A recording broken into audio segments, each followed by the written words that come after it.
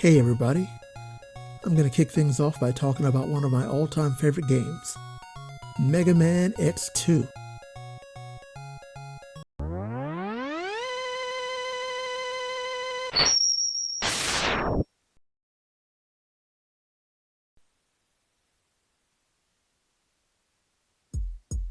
This is my original copy that I've had since I bought it used in high school. X2 is a game I've played countless times in my life, and it is near and dear to my heart. The entire Mega Man series is great. It's one that I've been a major fan of since I was in 4th grade. Mega Man 3 was the first I played, and I was addicted to it. It had amazing music, sharp graphics, and was a whole lot of fun to play. I love all the classic series games, especially 2, 3, and 4. So much charm and challenge in those NES games. But when the Super Nintendo came around and the X series was released, I was in awe. It was like a real evolution. It was 1993, the same year that I'd gotten into anime, and X was like that anime-like evolution that I needed. Like Mega Man was growing up with me. We had this cool new character, X, who isn't Mega Man. He's a new teenage hero with a different personality and his own specific abilities. But he is a son of Dr. Light. The story was a little darker, less cutesy, and X's world was a futuristic new place inhabited with new, interesting allies and enemies. There was no more Dr. Wily, no more so-and-so man bosses, but the enemies are like evolved versions of those classic ones. And we got Zero, X's cool, more experienced partner, working alongside him in his debut conflict. The game was truly like a perfect storm, and I absolutely adored X1, but it was X2 that really did it for me. Most people will sing the praises of X1, calling it one of the best games on the Super NES, which it is. I've heard many gamers of the era say they didn't even bother playing the sequel. I've even heard some say that X4 is their favorite. While those are undoubtedly fantastic, to me, X2 is X's finest moment, and it improved on the first in nearly every way. The graphics are even better. The control feels perfect. I love the fact that X starts out with a dash, instead of having to get it from the capsule again. The sound design and music are markedly different from the first game, and I've heard people say they're a step down. I don't agree. The sound and music are a big part of why X2 captivated me so much.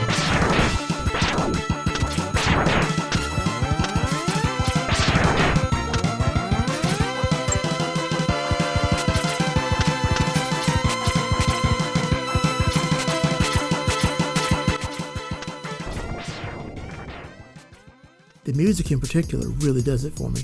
So there's an emotional edge in X2's songs that hit me hard. I can't really explain it, but I feel a tinge of sadness that permeates through X2's entire soundtrack. It really drives me when playing through the stages, and I feel that it really works well with the story direction. Of course, the gameplay itself is top-notch. As I stated before, it feels great to play, and your upgrades really make you feel powerful and mobile. The air dash in particular helps a lot in opening up where you can go and giving you a lot of speed. The protection you get from the second armor is very noticeable, and it looks cooler than the first armor. Backing up a bit, I first played X2 way back in 1995. That previous year was all about X1, which I rented over and over again and played to death.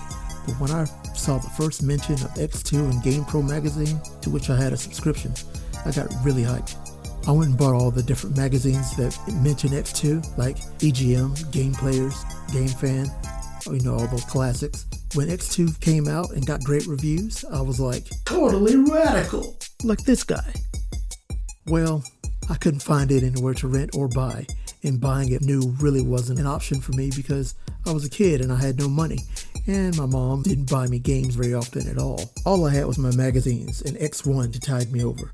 It wasn't until my 8th grade spring break that I finally found a copy to rent. Spring break was a week long, but all I remember about it is the 2 days I spent playing X2 after having rented it on Friday of that week. It didn't take long to finish it, but man, I couldn't put the game down. I rented it many times afterward, and I finally bought my own copy after finding it used at a flea market years later. Of course, I played it to death. I love this game so much that I eventually had to get the Japanese version, Rockman X2. The two regions are virtually the same with no gameplay changes, just some slight changes to the cutscene at the beginning, and of course the names of the bosses are different. One thing that bothers me about the US version is that the translation has some problems, and X is referred to as Mega Man several times. That's weird because his name is not Mega Man or Mega Man X, it's just X. But anyway, I like the presentation of the Japanese package. The artwork and the box's graphic design, as well as that of the instruction manual, are awesome, especially compared to what we got for the US version. I'm a big fan of X2's cast of characters and the story that it presents. The remnants of Sigma's army of irregulars have risen up with 3 new leaders calling themselves the X-Hunters: Sergus, Agile, and Violin. The Maverick Hunters have located a factory where the X-Hunters are building an army of giant mechanoroid robots, one of which you fight at the end of the intro stage. And X and his team spring into action to take them down. He finds out that the X-Hunters are playing a little game with him. They've collected the body of his friend Zero, somehow. Zero died in X1. It's never really explained how they got his body or why X didn't already try to revive him if it was so easy. But they get his body parts, and they offer to give him back in pieces if X can defeat them. So your goal in the game is to defeat 3 new enemies along with their 8 Maverick followers and revive Zero. It's a straightforward premise for the game, very anime-esque, but it works, and I've always thought it to be a pretty cool one. I like the X-Hunter's designs, especially Agile, as well as Zero's new design and abilities. I like the fact that the X-Hunters are pretty much optional until the end of the game. If you want Zero's parts, then you'll have to fight the Hunters by finding them in the 8 regular stages. But if you'd rather not, you don't have to. Just take them on in the final X-Hunter stages, but then you'll have to fight or reprogram Zero at the end, which I mistakenly did in my first ever playthrough. It's up to you, and I like those binary choices. Let's take a look at my copy of X2. When I bought the game, it didn't have the instruction manual, so I bought one from eBay. The one I got has the front and back covers laminated for some reason, which doesn't really bother me because I just wanted the manual, and it doesn't usually come cheap. I'm just glad to have it. Here's an interesting little curio that I keep inside the manual. This is a Mega Man X2 postcard sent to me by Capcom USA. In 8th grade, I got the idea to send a letter to Capcom expressing my love for their games and the Mega Man series in particular, and I asked for some type of memorabilia that they could give me for free. To my surprise, they actually did it. It was just a postcard, but it made my day. It's a small item, but it was a really nice gesture. To top it off, when X3 came out the next year, they sent an X3 themed postcard as well. I didn't ask for it, so I thought that was really cool. I really cherish these cards. They're 2 of my most prized game-related items.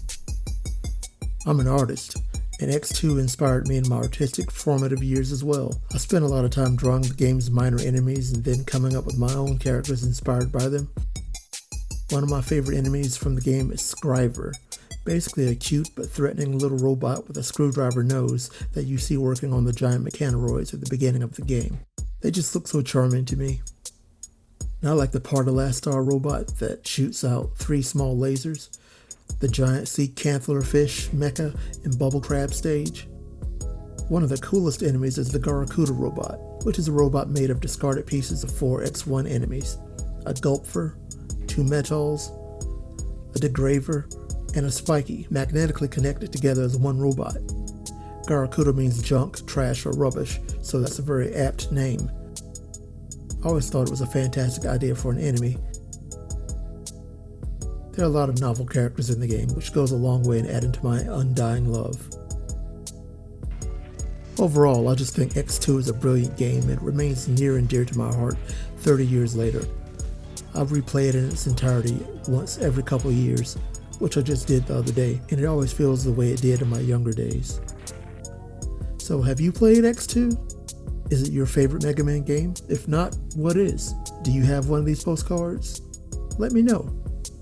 By the way,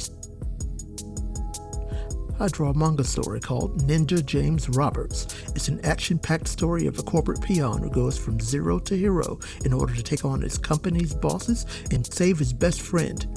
Ninja James Roberts, Volumes 1 and 2 are available now, with Volume 3 to come.